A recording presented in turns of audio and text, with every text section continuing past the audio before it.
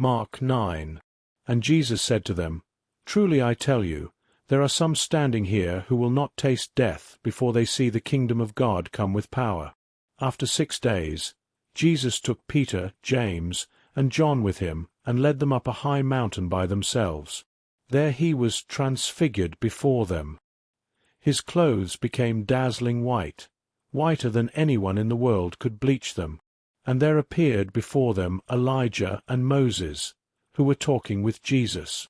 Peter said to Jesus, Rabbi, it is good for us to be here.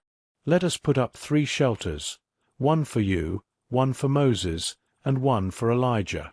He did not know what to say, they were so frightened. Then a cloud appeared and covered them, and a voice came from the cloud, This is my beloved Son. Listen to him. Suddenly, when they looked around, they saw no one with them any more, except Jesus alone.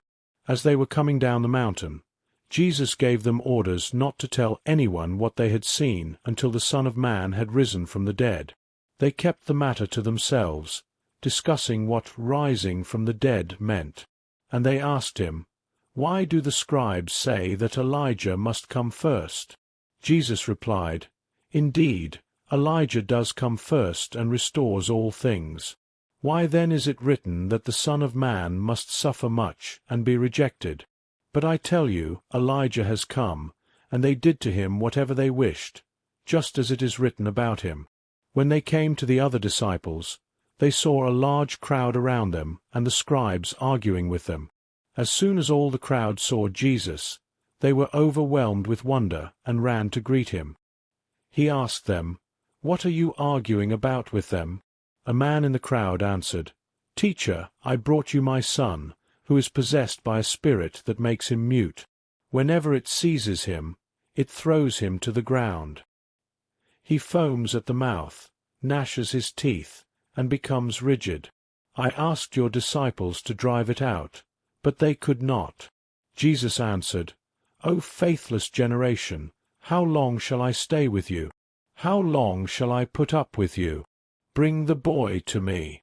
So they brought him.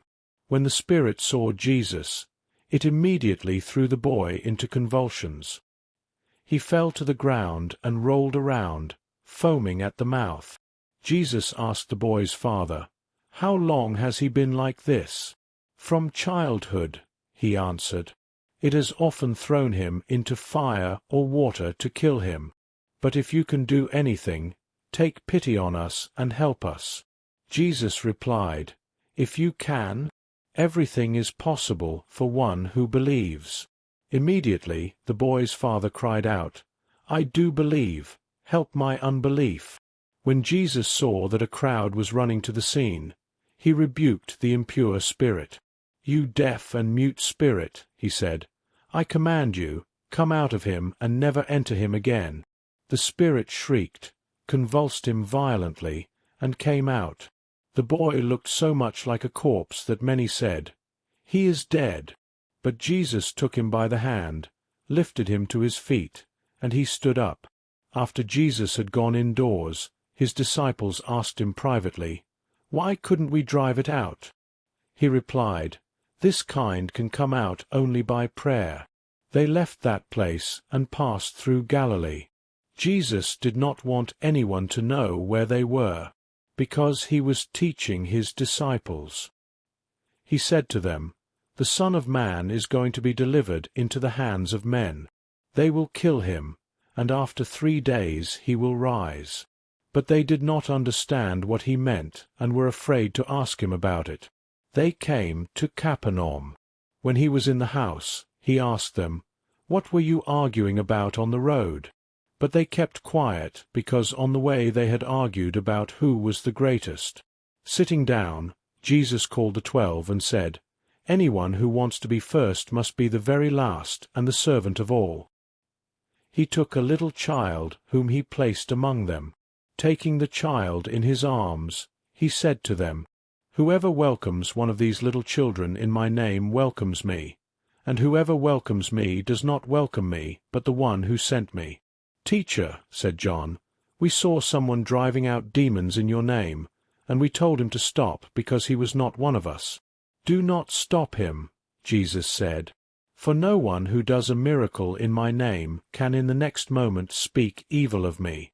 For whoever is not against us is for us. Truly I tell you, anyone who gives you a cup of water in my name, because you belong to the Messiah, will certainly not lose their reward. If anyone causes one of these little ones, those who believe in me, to stumble, it would be better for them if a large millstone were hung around their neck and they were thrown into the sea. If your hand causes you to stumble, cut it off. It is better for you to enter life maimed than with 2 hands to go into hell, where the fire never goes out, where their worm does not die, and the fire is not quenched. And if your foot causes you to stumble, cut it off. It is better for you to enter life crippled than to have 2 feet and be thrown into hell, where their worm does not die, and the fire is not quenched. And if your eye causes you to stumble, pluck it out. It is better for you to enter the kingdom of God with 1 eye than to have 2 eyes and be thrown into hell, where the worms that eat them do not die, and the fire is not quenched. Everyone will be salted with fire. Salt is good, but if it loses its saltiness, how can you make it salty again? Have salt among yourselves, and be at peace with one another.